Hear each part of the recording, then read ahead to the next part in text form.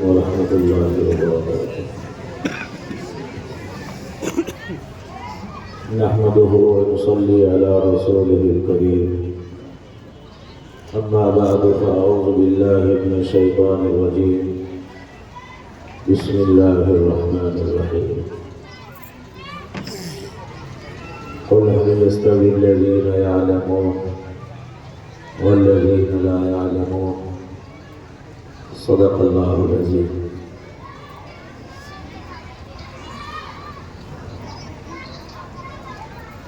وہ معزز تھے زمانے میں مسلمان ہو کر، علامہ اقبال نے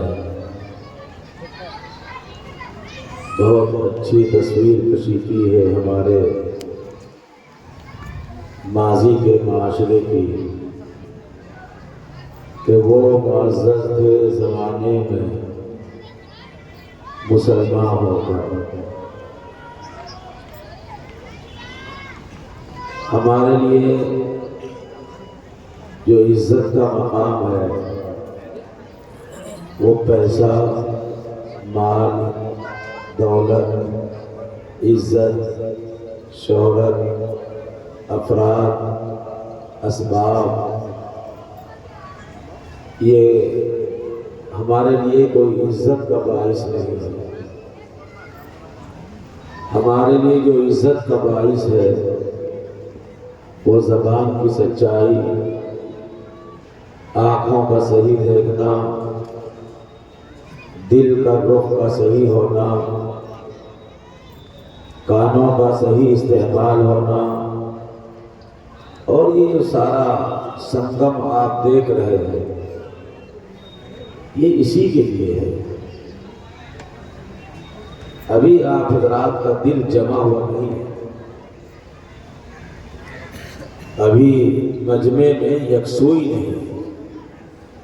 آپ بیٹھے ضرور ہیں یہاں، لیکن دل مطمئن نہیں ہے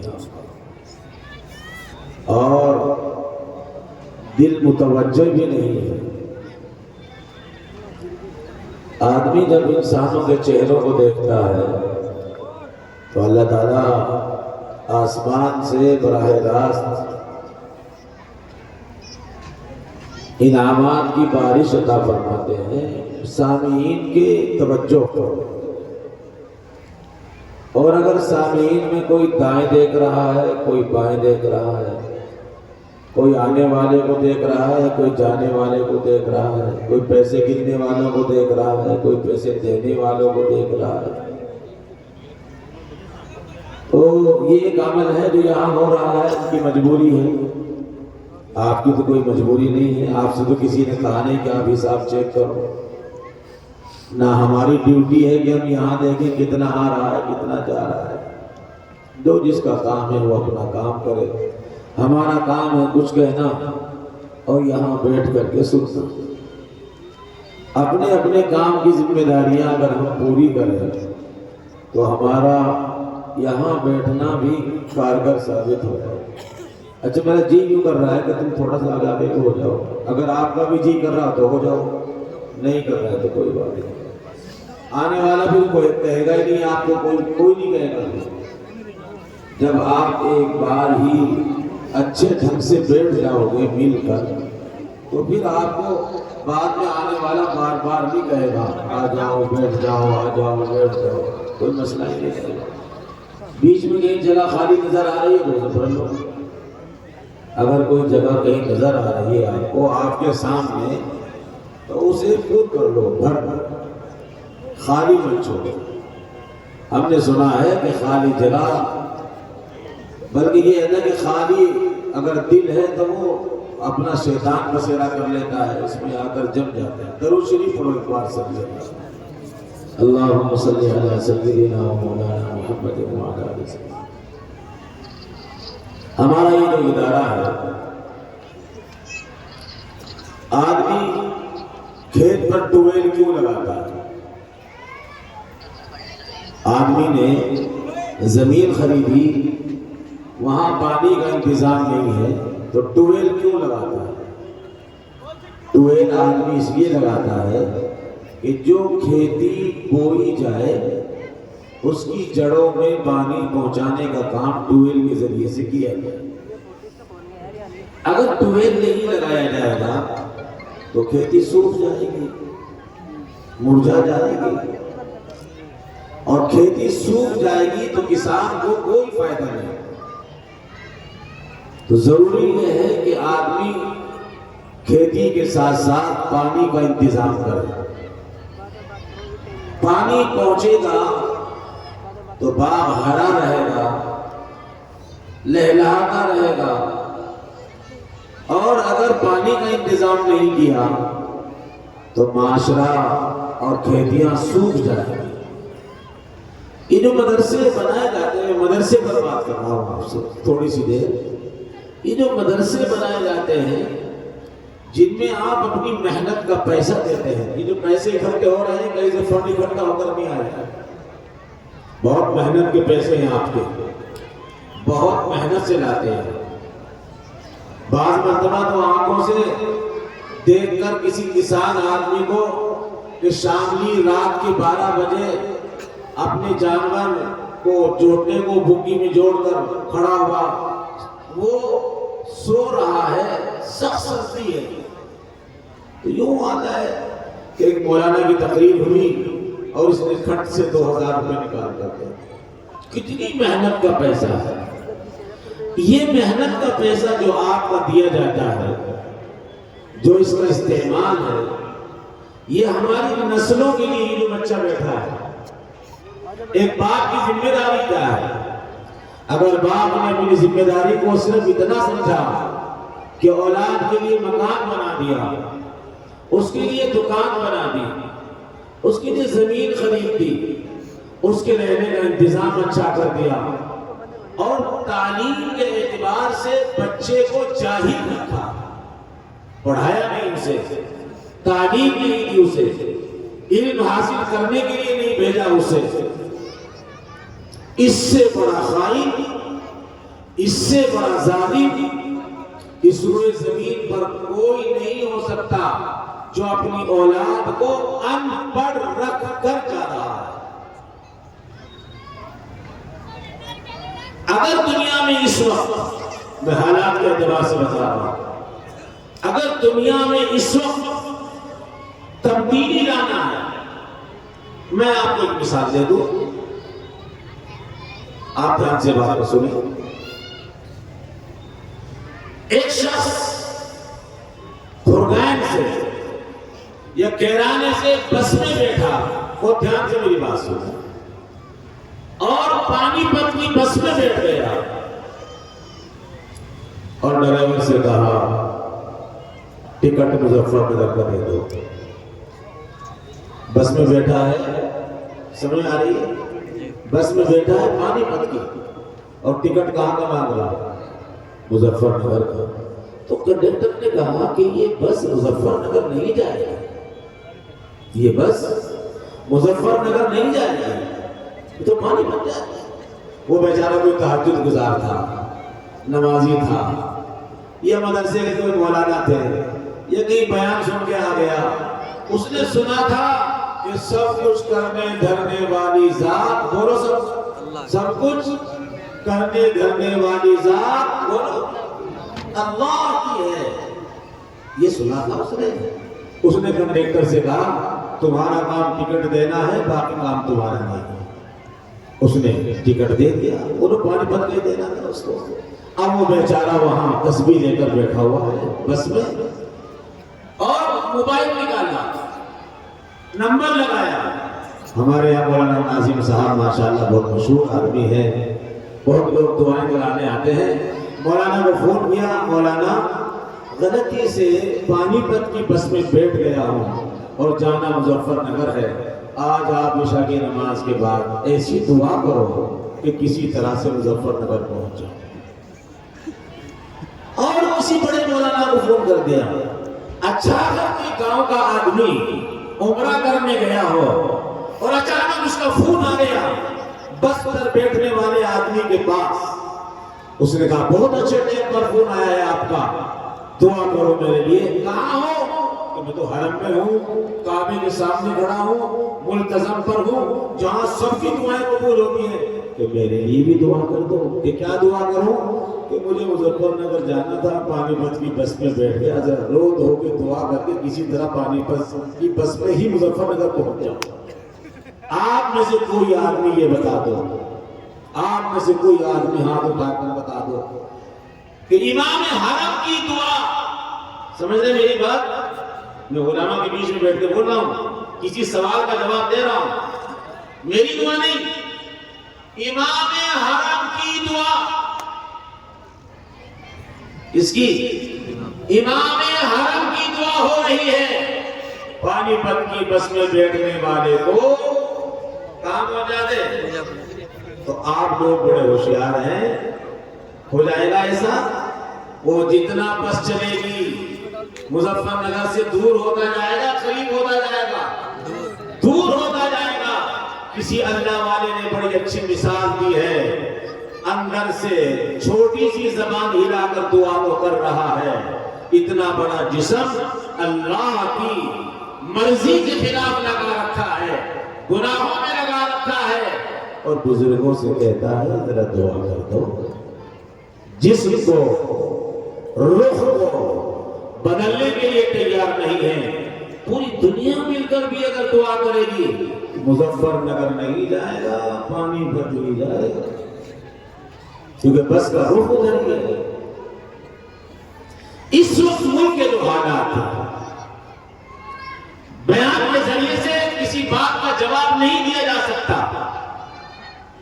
ایک بات میرے پھر یاد ہے، رسول اللہ صلی اللہ علیہ وسلم اس دنیا میں تشریف لائے۔ میں بہت اہم بات، آپ میری بات کو دھیان سے سنیں، ذرا سا آپ ایسے ہو جاؤ، آپ ایسے ہاتھ چھوڑ دو، ایسے بیٹھ جاؤ، ہاں سیدھا ہو کے بیٹھ جاؤ، بس ایسے بیٹھ جاؤ۔ آپ کے رخ کے گھومنے سے ہمارا بھی رخ گھوم جاتا ہے۔ رسول اللہ صلی اللہ علیہ وآلہ وسلم اس دنیا میں تشریف لائے، بہت دھیان سے بات سنیں۔ جب آپ دنیا میں آئے تو جو خانہ کعبہ ہے، جو بیت اللہ ہے، جس کا حاجی طواف کرتا ہے، اس کے طواف کے بغیر حج ہی نامکمل رہتا ہے، جس کے سامنے کھڑے ہو کر دعائیں مانگی جاتی ہیں، وہ سب سے پہلا گھر ہے جو ابراہیم علیہ السلام نے بنایا ہے، آدم نے بنایا ہے، اس کی بڑی تاریخ ہے۔ اور آخری نبی، دھیان سے میری بات سنو، آخری نبی، اب اس کے بعد کوئی نبی نہیں آئے گا، آخری نبی دنیا میں آ گئے ہیں، اور بیت اللہ میں 360 بت، سمجھ گئے بت کسے کہتے ہیں آپ؟ جن کی لوگ پوجا کرتے ہیں، پتھروں کے بت رکھتے ہیں۔ کتنے رکھے ہیں؟ 1 2 3 4 10 کی بات نہیں کر رہا ہوں، کتنے رکھے تھے بولو؟ 360 بت کہاں رکھے تھے؟ اللہ کے گھر میں رکھے ہیں۔ تو آسمان سے جو سب سے پہلا میسج، سب سے پہلی وحی آنی چاہیے تھی، میرا دماغ کہہ رہا ہے یہ بات، سب سے پہلی بات جو اوپر سے فرمان آنا چاہیے تھا، وہ یہ آنا چاہیے تھا کہ نبی کو اللہ یہ کہتے کہ تم دنیا میں جا چکے ہو، مکے میں تم پیدا ہو چکے ہو، وہاں تم رہ رہے ہو، ہمارا وہاں ایک گھر ہے جس کو بیت اللہ کہتے ہیں، اس میں 360 بت رکھے ہیں، تمہارا سب سے پہلا کام یہ ہے کہ تم جا کر وہاں سے بتوں کو ہٹاؤ، گندگی کو صاف کرو، شرک کا خاتمہ کرو، وہاں جا کر ہمارے گھر کی صفائی کرو، یہ کام کرو سب سے پہلے، پھر آگے کا سبق ہوگا۔ لیکن نہیں، میری بات کو دھیان سے سنیں آپ، توجہ کے ساتھ، اور تیار ہو کر جائیں آپ، یہ وہی آئی نہیں، اللہ نے نبی کو یہ کہا ہی نہیں ہے کہ بیت اللہ میں بت ہے اور صاف کرو، بلکہ میں اپنی زبان میں کہہ رہا ہوں، گویا کہ یوں کہا، جو ہو رہا ہے، بولو، جو ہو رہا ہے، بولو سب، جو ہو رہا ہے ہونے دو۔ کیا ہو رہا ہے؟ بیت اللہ میں پوجا ہو رہی ہے، دنیا میں ظلم ہو رہا ہے، زندہ لڑکیوں کو مارا جا رہا ہے، کوئی بیوہ عورت ہو گئی اس کو ایسے ہی دفنا دیا جا رہا ہے، ہاں پھر بولو جو ہو رہا ہے ہونے دو. اب کام کیا کرنا ہے؟ نبی سے کہا گیا سنو اور دلوں کی تختی پر وحی الہی کے الفاظ لکھ کر کے چلے جاؤ.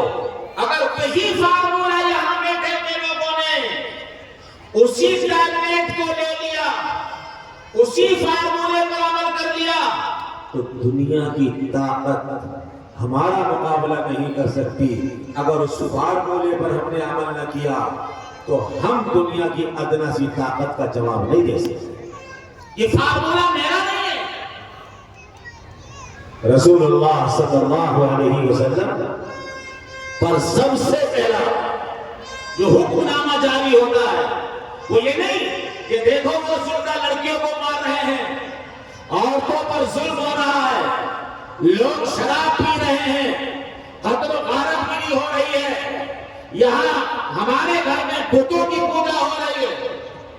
چھوڑ دو اسے. اب کیا کام کریں؟ آپ کو ایک ہی کام کرنا ہے. آپ کو کام کرنا ہے پڑھنے اور پڑھانے کا. کیا کام کرنا ہے؟ اب اگر سوال کیا جائے کہ تمہارے میں سے کتنے لوگ پڑھے ہوئے ہیں, اگر ابا جی سے پوچھوں قرآن پڑھے ہوئے تو ندارت, بھائی صاحب سے پوچھوں کہ قرآن پڑھے ہوئے تو ندارت. ارے میاں میں اب سے 10 سال پہلے پرقاضی 3 دن کی جماعت میں ہمارے نگر پالیکا کے اطراف میں مقام تھے, 3 دن کی جماعت میں گیا. 11 کلاس کا 11ویں کلاس کا بچہ ساتھ میں ہے. میں نے پوری طاقت لگانے کے بعد بھی 3 دن میں اس کی سورہ فاتحہ یاد نہیں کرا سکا. میں ہمیشہ یہ بات کہتا ہوں, میں بیان کرنا نہیں بیٹھا ہوں کہ نرسری کے بچے کو 5th کلاس کا کورس نہیں دیا جا سکتا. دے دیں گے آپ؟ بچہ نرسری کا ہے تو 5ویں کلاس کا سبق کون پڑھائے گا؟ قاعدے کے بچے کو پڑھنے میں سبق نہیں دیا جاتا. 40 سال ہو گئے ہیں مدرسے کو گاؤں میں, 50 سال ہو گئے ہیں مدرسے کو گاؤں میں. اگر یہ سوال کیا جائے کہ مدرسہ ہے آپ ان پڑھ کیوں رہے, آپ کے پاس کیا جواب ہے؟ آپ کے پاس کیا جواب ہے؟ میں ہمیشہ کہتا ہوں کہ پانی ہے پیاسا کیوں ہے, مدرسہ ہے ان پڑھ کیوں ہے. میری تو سمجھ نہیں آتی, میری اس سمجھ میں آتی ہے. بنایا کس لیے جاتا ہے؟ تعلیم کے لیے. راستہ اس لیے بنایا جاتا ہے کہ لوگ چلے. مدرسے میں پیسہ جو دیا جا رہا ہے اس نسل کے لیے دیا جا رہا ہے. اگر اس نسل کو ڈاکٹر عبدالقدیر صاحب جو شاہین کالج کے انچارج ہیں, وہ ہمیشہ اپنی بات میں, بلکہ خصوصی مجلس میں جب جانا ہوا شاہین کالج میں, تو انہوں نے ایک جملہ فرمایا تھا کہ اے امت مسلمہ کے لوگوں, اس نسل کی حفاظت کر لو, ہمارے لیے یہی اصل ہے. نسل کو بچانا ہے ہم سب کو, یہ بنیادی پہلو ہے. آپ کا بچہ نہ مدرسے جاتا ہے, نہ اسکول جاتا ہے, نہ کالج جاتا ہے, تمہارے لیے بھی نقصان دہ ہے, پڑوس کے لیے بھی نقصان دہ ہے, بہن بھائیوں کے لیے بھی نقصان دہ ہے, اور ماں باپ کے لیے بھی نقصان دہ ہے. میں اب سے کئی مہینے پہلے بمبئی جانا ہوا ہے پروگرام کا, مستورات کا اجتماع تھا. پروگرام کے بعد اسٹیج پر بیٹھا, بیان کے بعد ایک پرچی آئی, ایک عورت نے اندر سے بھیجی اور اس میں یہ لکھا کہ میرا بیٹا فلاں ملک میں پڑھتا ہے, ڈگریاں اس کے پاس ہیں, چھٹیاں نہیں ملتی, لیکن میں اس کی ماں ہونے کی وجہ سے ہم نے درخواست لگائی اور بچے کو بلایا اور 10 دن کی چھٹی پر گھر بلایا ہے, لیکن میرے بچے کو آئے ہوئے 8 دن ہو گئے ہیں, اب تک 10 منٹ بھی میرے پاس نہیں بیٹھا. وہ تعلیم جو جھوٹ بولنا سکھاتی ہو, وہ تعلیم جو حق ماننا سکھاتی ہو, وہ تعلیم نہیں ہو سکتی. تعلیم تو وہی ہے جو اپنے پیٹ پر پتھر باندھ کر دوسروں کو حق دلانا جانتی ہو, اسے تعلیم کہتے ہیں. ہماری جو نسل اس وقت چل رہی ہے, میرے ذہن میں کچھ اور موضوع ہے. میں آپ سے بھیک مانگ رہا ہوں, آپ کو اٹھنا پڑے گا. گاؤں کھلگان اتنا مشہور گاؤں کہ علامہ کفیل اشرف کے ساتھ جب میرا झारखंड का सफर हुआ, लाखों लोगों का इज्तिमा था।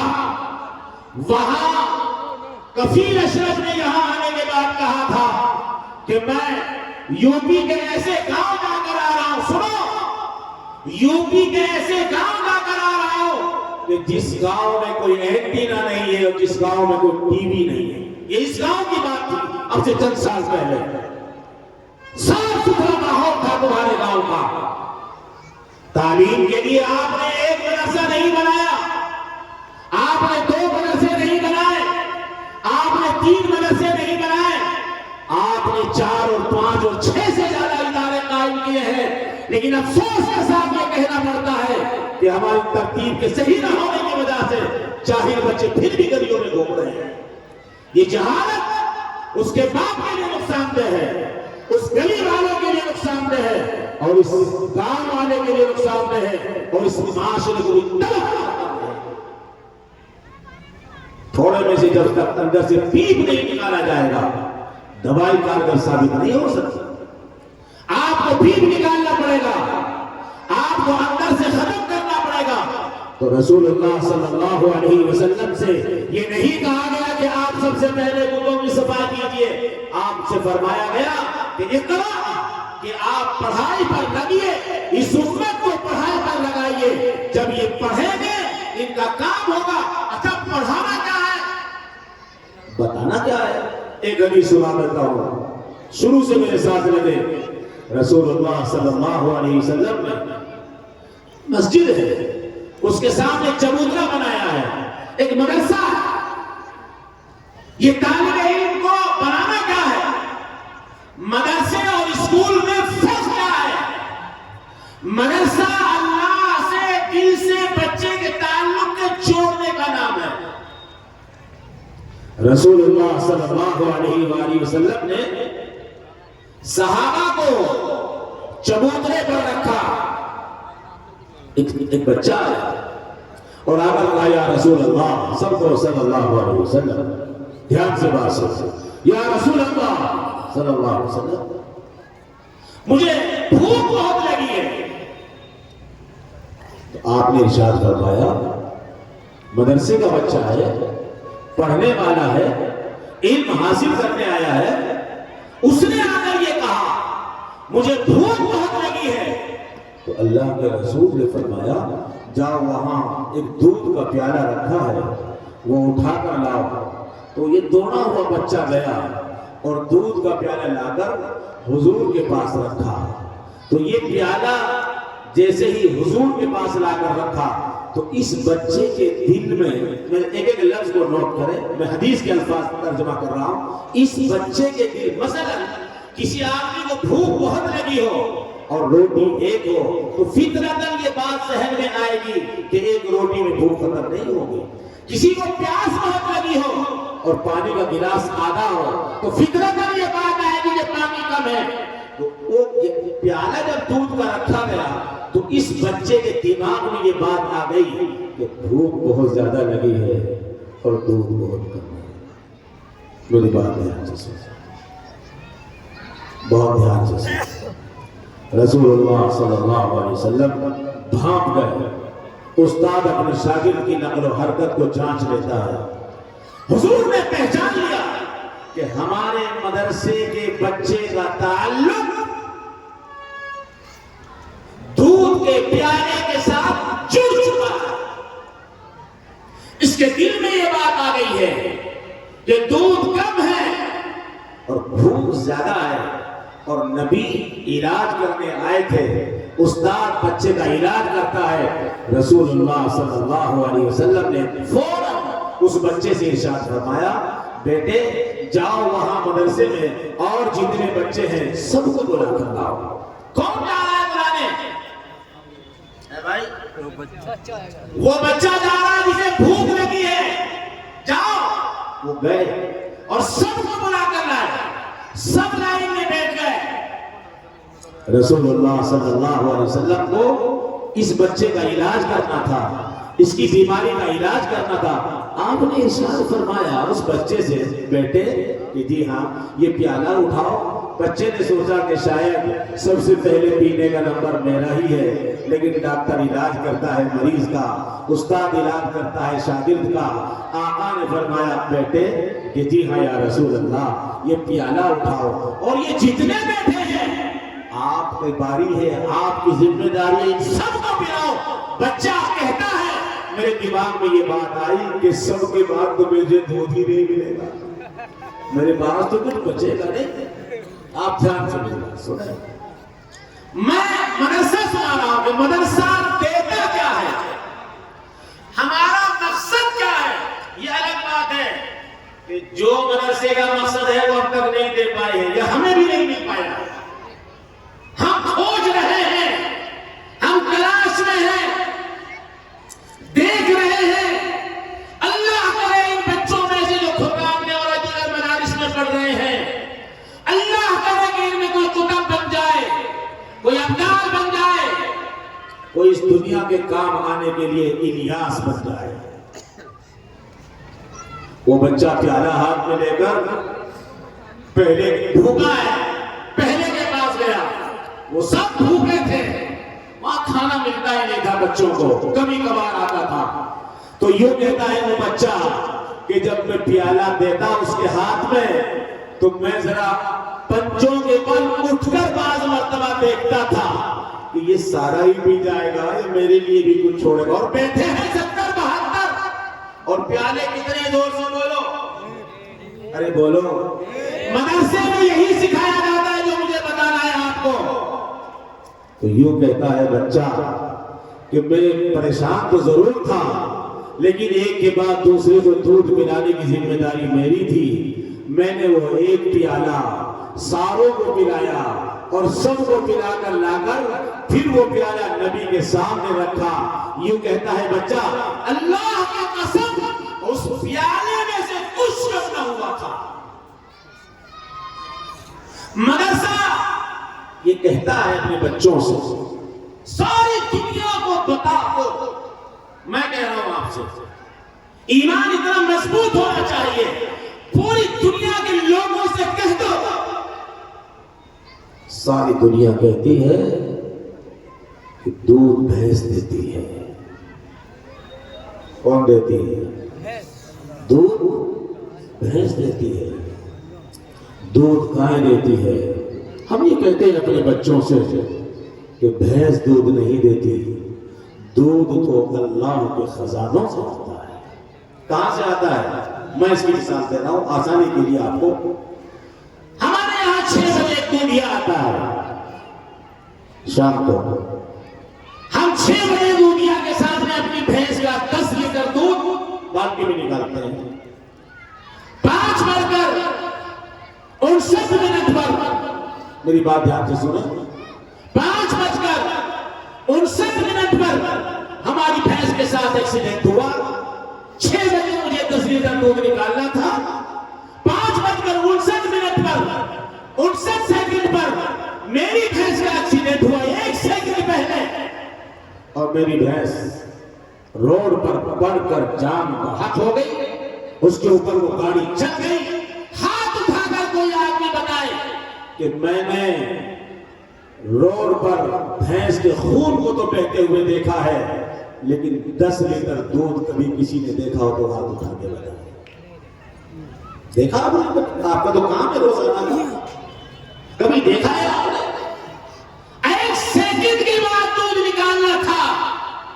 1 سیکنڈ کے بعد, 1 سیکنڈ میرے بھینس کا ایکسیڈنٹ ہوا ہے. یہ دنیا والوں کے چشمہ لگا ہوا ہے, ہم اس چشمے کو اتارنے کا کام کر رہے ہیں. تم یہ کہتے ہو کہ بھینس کے تھنوں سے دودھ آتا ہے. ہم اپنے بچوں کو سکھا دیں کہ دودھ تو اللہ کے خزانوں سے براہ راست آتا ہے. یہ یقین بنانا ہے. اس یقین میں فرق آ گیا تھا اس بچے کے جس کے دل کا تعلق اللہ کی ذات کے ساتھ جوڑنا تھا, اور نبی نے بھاپ لیا, کہا سب کو پلا کر آؤ. وہ بچہ پلا کر آیا اور اخیر میں آ کر بیٹھ گیا. اب نبی نے فرمایا اس کے بچے کا نام تھا ابو ہریرہ. ابو ہریرہ کہ جی ہاں یا رسول اللہ، کون بتا آپ دودھ کے بغیر؟ کہا یا رسول اللہ کوئی نہیں بچا، بس میں ہوں اور آپ ہیں۔ اب سب چھپ گئے۔ فرمایا بیٹے اب تم بھی دودھ پیو، علاج ہو رہا ہے نا، پہلے بھی پلا سکتے تھے، درمیان میں بھی پلا سکتے تھے، کہا بیٹے اب تم پیو۔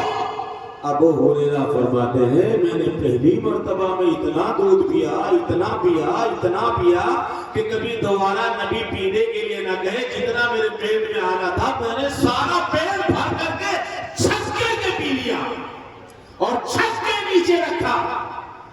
نبی نے فرمایا بیٹے ابو ہریرہ کہ جی ہاں یا رسول اللہ، ایک بار یہ پیالہ پھر اٹھاؤ، آیا اور پھر دودھ پیو۔ کیا ہو رہا ہے بولو؟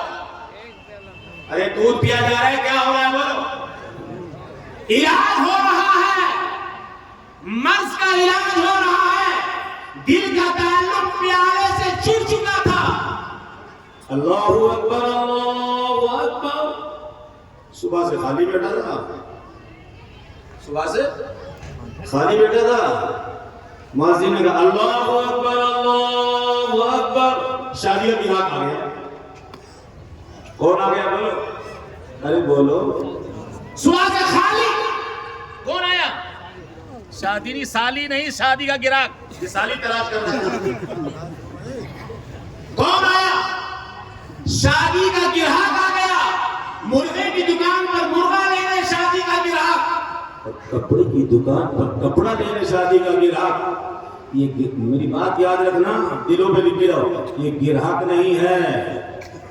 مولانا جی ہاں ایک صاحب کا فون ہے، آئیے نماز کا وقت، کہنے کے مولانا پارٹی آ کر ابھی بیٹھی ہے، بس کیا بیٹھی ہے بولو؟ پارٹی آ کر، مہینوں میں پارٹی آج ہی ابھی آ کر بیٹھی ہے۔ پارٹی نہیں آئی ہے، گراہک نہیں آیا ہے، مال لینے نہیں آیا ہے، رب نے تمہارے امتحان کے لیے، تمہاری کسوٹی کو ایمان کی پرکھنے کے لیے بھیجا ہے۔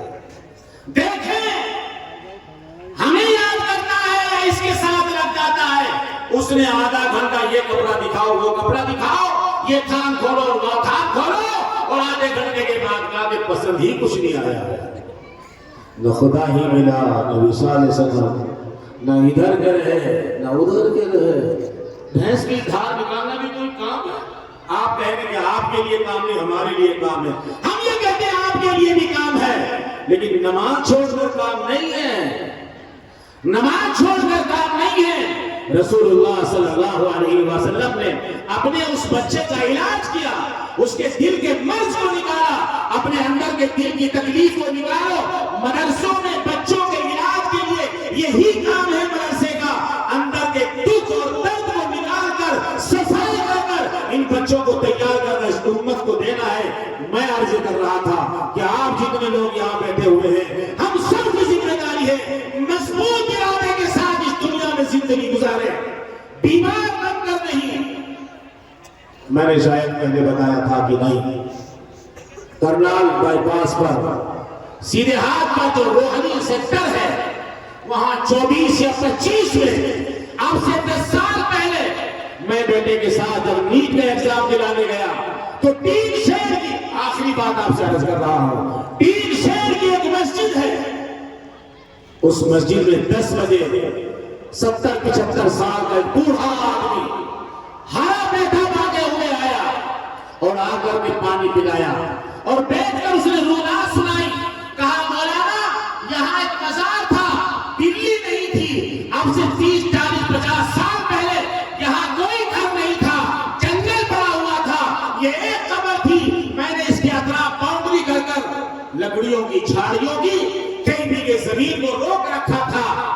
اب دلی آباد ہو گئی، روحانی آباد ہو گئی، میٹرو یہاں آ گئی ہے، اب زمین کا ریٹ زیادہ ہو گیا تو لوگوں نے کیس کر دیے۔ میں 30 سال سے، میری دھیان سے بات سنو، 30 سال سے کیس لڑ رہا ہوں، ادھر کٹیرے میں سرکاری وکیل رہتا ہے، لیکن میں نے آج تک کوئی وکیل نہیں کیا، میں خود اپنا کیس لڑتا ہوں، خود کٹیرے میں کھڑا ہوتا ہوں۔ اب سے چند سال پہلے فیصلے کی تاریخ کا وقت آ گیا، بحث کا آخری وقت آ گیا. پتہ چل چکا تھا کہ آج آخری ہے, آج فیصلہ سنایا جائے گا. میں رات میں اٹھ کر, جیسے رات میں اٹھ کر اللہ سے دعا مانگ کر صبح کو دہلی کی عدالت میں جا کر یہ 75 سال کا بوڑھا ہرا پٹکا باندھ کر, ہرے کپڑے پہن کر, بوڑھا آدمی 80 سال کا, ادھر سرکاری وکیل کھڑا ہے اور یہاں یہ مسلمان 80 سال کا بوڑھا کھڑا ہے. جج نے اس وکیل سے جو سرکاری تھا کیس کی سنوائی کی, اس کے پوائنٹ کو دیکھا اور بوڑھے سے پوچھا تو بوڑھا اگر مطمئن نہیں کر پایا تو اب سے 20 سال پہلے کا واقعہ جج نے اپنا قلم اٹھایا تھا اور رجسٹر پر تحریر کرنے جا رہا تھا کہ یہ جگہ مسلمانوں کی نہیں ہے, اس جگہ سے آپ کو ہٹنا پڑے گا, مسجد کو شہید کرنا پڑے گا. یہ قلم اٹھا تھا. بوڑھا کہتا ہے میں نے جج صاحب سے وجد میں آ کر چیخ کر چلا کر یہ کہا, جج صاحب جی کیا بات ہے, میری ایک بات سن, جو آخری بات ہے, میری ایک بات سن, کیا بات ہے. وہ بوڑھا مسلمان عدالت میں بیٹھے ہوئے جج سے کہتا ہے میں ایک مسلمان ہوں, میں ایک فقیر ہوں, میں درویش ہوں, میں نے فقیری لے رکھی ہے, میرے بیوی بچے نہیں ہیں, میرا فقیر کا تعلق اس پالنہار کے ساتھ جڑا ہوا ہے. جج صاحب کان کھول کے سن لو, تمہارے ہاتھ میں قلم ہے اور سامنے رجسٹر اور کاپی رکھا ہوا ہے, جو تمہاری مرضی ہے فیصلہ لکھو, لیکن یاد رکھو یہ عدالت تمہاری لگی ہے. آج رات میں 12 بجے عدالت میری فقیر کی لگنے والی ہے. اگر میری اولاد کو ختم نہ کرا دیا تو آج سے فقیری چھوڑ دوں گا. یہ لفظ کا کہنا تھا اس مسلمان کا, یہ جھٹکا لگانا تھا ایمان کے بول کا. جج قلم اٹھاتا ہے, دہلی کی عدالت میں بیٹھا ہوا, رجسٹر پر تحریر کیا ہوا مضمون آج تک ریکارڈ ہے. جج لکھتا ہے یہ جگہ مسلمانوں کی تھی, یہ جگہ مسلمانوں کی ہے اور یہ جگہ مسلمانوں کی ہی رہے گی. اسی لیے میں کہتا ہوں ہمیں مت چھیڑو ورنہ ہم اپنے اللہ سے کہہ دیں گے. کہا کبھی کسی نے بیوی بیمار ہو گئی, رات میں گاڑی والا آئے گا, گھوڑے والا آئے گا, پیسوں والا آئے گا. کوئی آدمی ایسا ہے جو بچے سے یوں کہتا لوٹا لاؤ مصلی لگاؤ جب تک گاڑی ہے اللہ سے کہہ دوں. سوال ہی پیدا نہیں ہوتا, مطلب ہی نہیں بنتا. وہاں نہیں جائیں گے. میں آپ سے گزارش کرنا چاہتا ہوں, ایک چھوٹے بچے کو کسی نے باہر گلی میں مار دیا, مدرسہ سے ہنڈا بناتا ہے. میں یہ بتا رہا تھا 6 سال کے بچے کی پٹائی کر دی, 12 سال کے بچے نے مار دیا. دھیان سے سننا میری بات کو. 6 سال کے بچے کی پٹائی کر دی, 12 سال کے بچے نے مار دیا. 6 سال کا بچہ 12 سال کے بچے کی طاقت کا, قوت کا جواب نہیں دے سکتا. روزانہ مشاہدے میں بات آتی ہے, وہ 6 سال کا بچہ گلی سے بھاگ کر اپنے گھر آتا ہے اور کیا کہنا والا, یہی کھڑے رہنا, یہی کھڑے رہنا. اپنی امی کو بلا کے لاتا ہوں, نہیں کہتا بچہ یہی رہ جانا. اپنے ابا کو لے کے آتا ہوں. یہ بچہ کیوں جا رہا ہے؟ اس 6 سال کے بچے کو پتا ہے کہ 12 سال کے بچے کی طاقت کا جواب دینے کے پاس میرے پاس ہمت نہیں ہے. میری ماں اس سے طاقتور ہے, میرا باپ اس سے طاقت والا ہے. کوئی مسلمان حالات میں چھل کر کبھی یہ نہیں کہتا رک جا. ابھی اپنے اللہ سے جا کر کہہ رہا ہوں میں تو تیری طاقت کا جواب نہیں دے سکتا, لیکن میرا رب بڑی طاقت والا ہے, بڑی قوت والا ہے. ہم اس رب کی پوجا کرتے ہیں, ہم اس رب کے سامنے سر کو چھپاتے ہیں, ہم اس کے سامنے اپنا سر رکھتے ہیں روزانہ کہ جس نے غار ثور میں آخری بار, غار ثور میں جب نبی جنگل کا شیر اگر آتا تو نبی شیر سے کہہ دیتے کہ یہاں غار کے منہ پر کھڑے ہو جاؤ، اندر میرا نبی موجود ہے، لیکن شیر تمہاری ضرورت نہیں ہے۔ ہاتھی کو حکم کر دیتے، ہاتھی پہرا دینے کے لیے آ جاتا، چیتے کو حکم کر دیتے، چیتا آ جاتا، لیکن اے 15ویں صدی کے بیٹھنے والے لوگوں، عقل کی اس کھوپڑی سے کام لو۔ اللہ کو نہ شیر کی ضرورت ہے، نہ چیتے کی ضرورت ہے، نہ ہاتھی کی ضرورت ہے، نہ جانوروں کی ضرورت ہے۔ اللہ نے کہا تم سب ہٹ جاؤ، اندر میرا نبی موجود ہے۔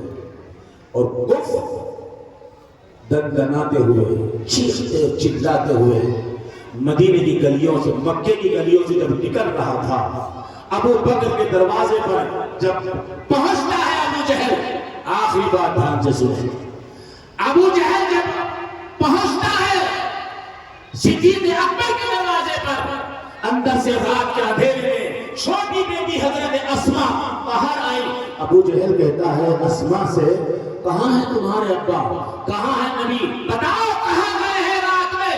ارے مسلمان کے بچے اسماء کا یقین اور ایمان دے، وہ یوں کہتی ہے ابو جہل سے، مجھے معلوم ہے کہ میرے ابا کہاں گئے ہیں، لیکن تیری ماں نے وہ دودھ نہیں پلایا ہے جو تم مجھ سے ان کا پتہ معلوم کر سکے۔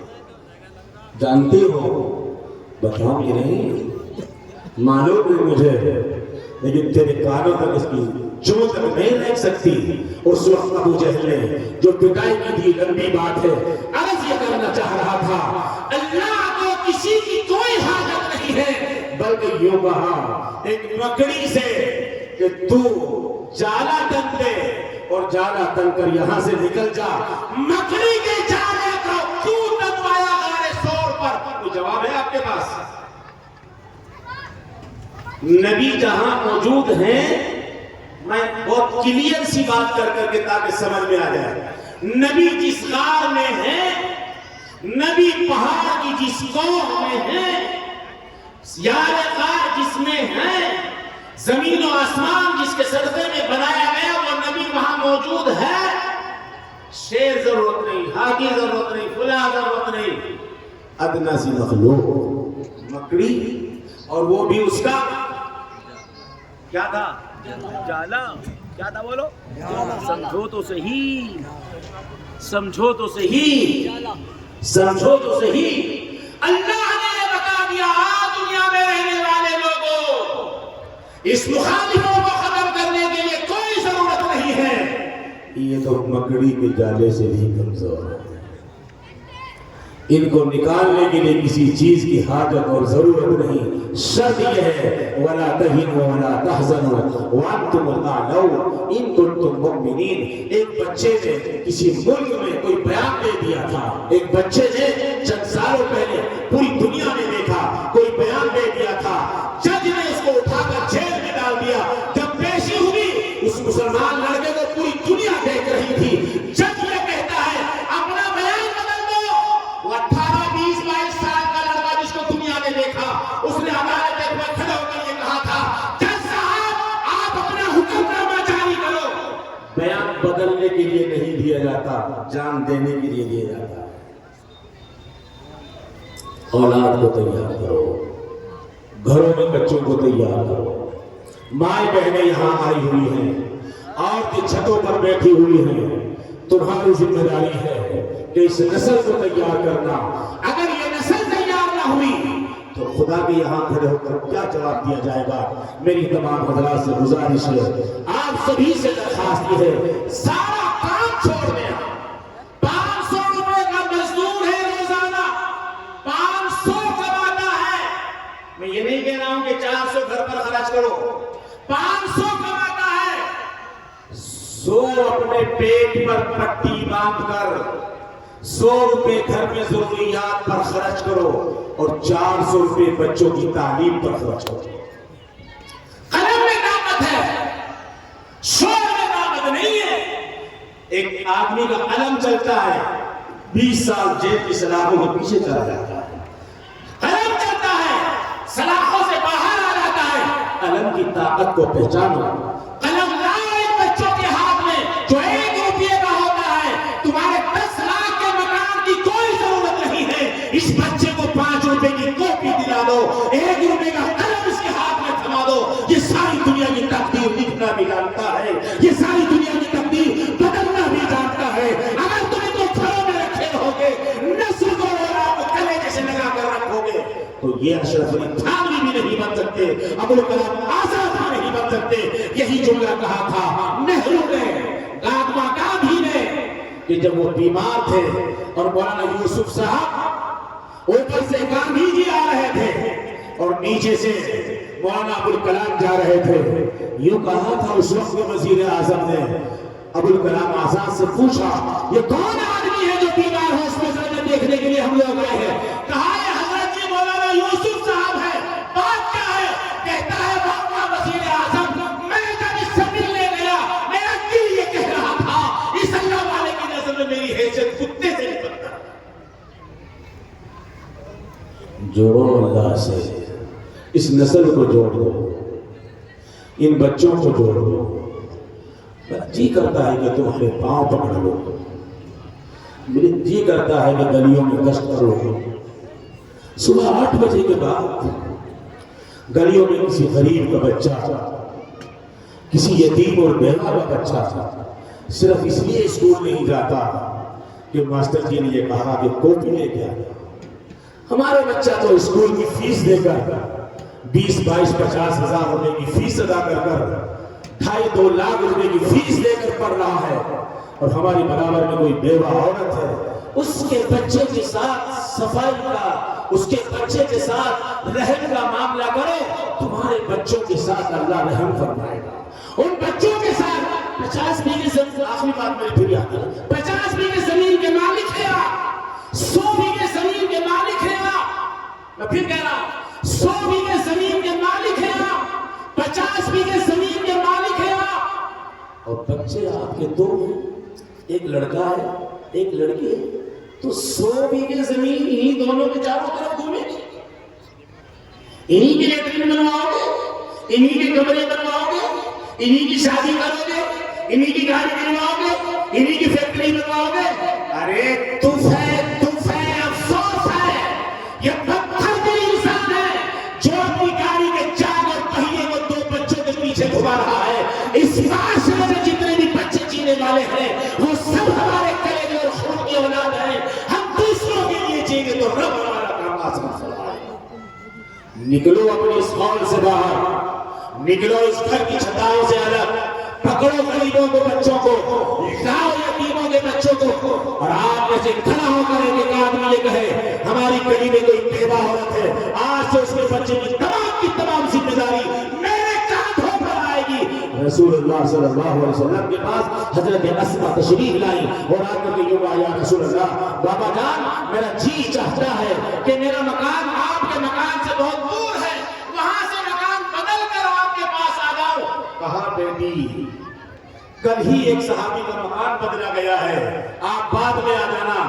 معلوم ہوا صحابی کو کہ اللہ کے رسول کی بیٹی آنا چاہتی ہے، مکان خالی کر دیا. یہ معاشرہ دے کر گئے تھے رسول کہ دوسروں کی محنت اور دوسروں کے خوش کرنے کے لیے مکانوں کی تبدیلی ہوا کرتی تھی. یہاں بیٹھا ہوا مجمع جن کو اللہ نے نوازا ہے، بینک بیلنس بہت ہے، بینک بیلنس بہت ہے. ایک گاؤں ہے نام تو کیا بتاؤں، ابھی کروں، ایک گاؤں ہے نام تو کیا بتاؤں. بینک کی گاڑی گاؤں میں آئی، وہ کہنے لگی فلاں آدمی ہے اس گاؤں میں، مسلمان کی بات کر رہا. یہاں کیا بات ہے، کیا اس سے ملنا ہے؟ مسلمان آپ کے قریب کا گاؤں ہے، کیا بات ملنا ہے؟ کہنا کہ SBI کی گاڑی آئی، کہاں ہے؟ سلائے لوگ بلا کر یہ ہے. کیوں آئے؟ کہ اس لیے آئے ہیں کہ جتنے پیسے ڈلوائے ہیں آج تک بینک میں نکالنے کے لیے گیا ہی نہیں. ہم یہ سوچتے ہیں زندہ بھی ہے یا مردہ ہے بھی یا چلا گیا. کتنے لوگ ہوں گے اس مجمع میں، کتنے لوگ، میرے پاس وقت نہیں ہے، نہیں تو میں آپ کو بتا دیتا. میں ابھی تقریباً 20 دن پہلے آدھے ہندوستان کا دورہ، آدھے ہندوستان سے بھی زیادہ کا دورہ، صرف اسی طرح کے مجموعوں سے 25 علماء، وہاں کی بے دینی، وہاں کی پریشانی، وہاں کے حالات، روزمرہ کی زندگیاں، مسلمان کہاں جا